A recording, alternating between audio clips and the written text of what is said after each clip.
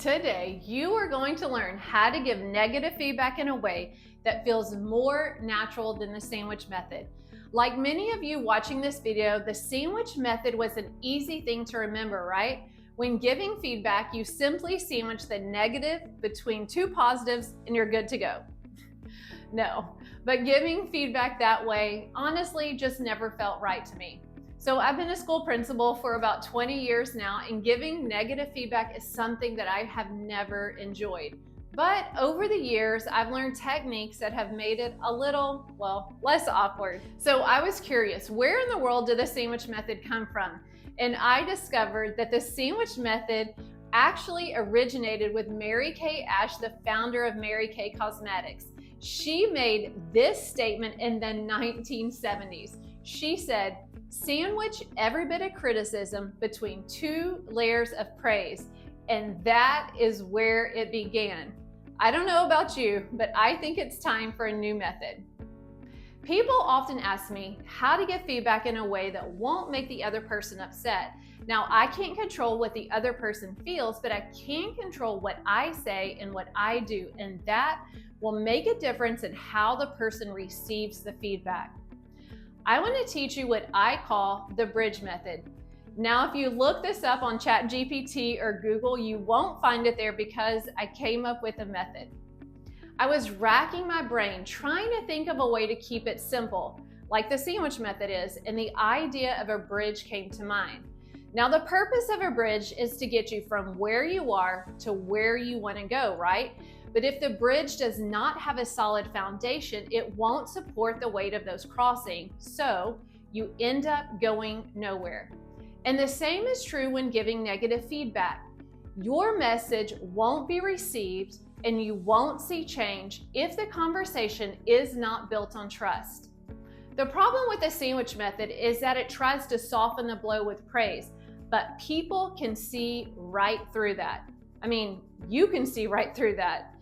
As leaders, we need to be direct and relational. We also need to be honest and human.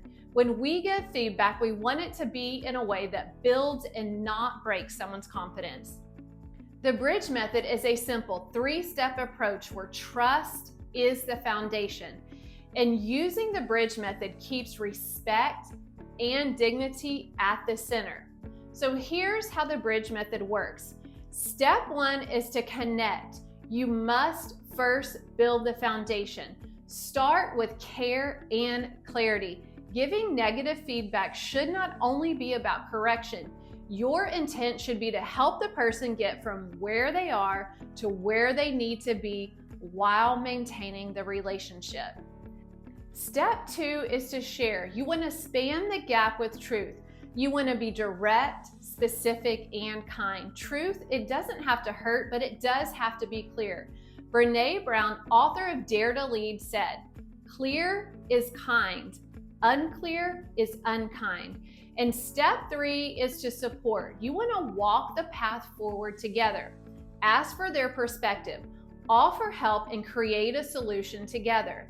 Kim Scott, author of Radical Candor, said, "The goal of feedback is to help people do more of what's good and less of what's not so they can grow." It's your job as a leader to support that growth and to have follow through, not to shame or cause the person to shut down. It could sound something like this.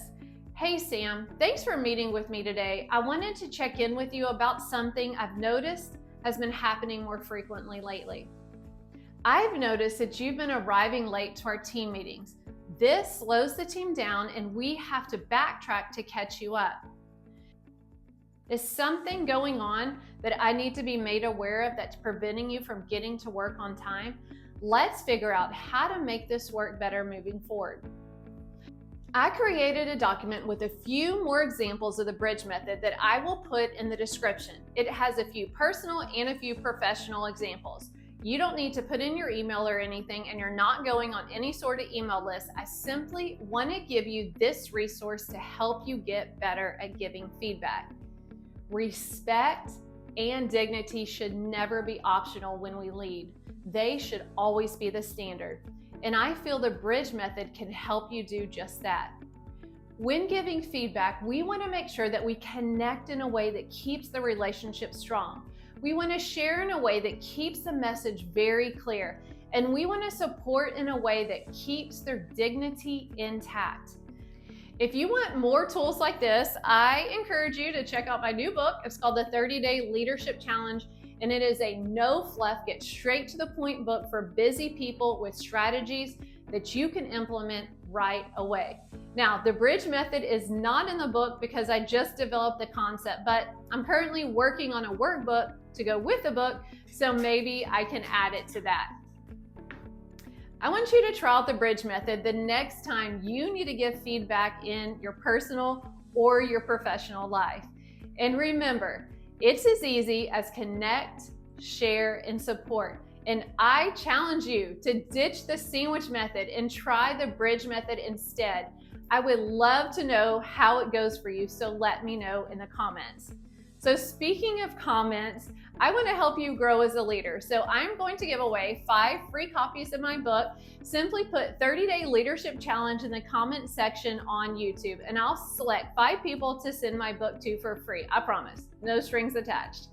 So never forget, true leadership is not about control.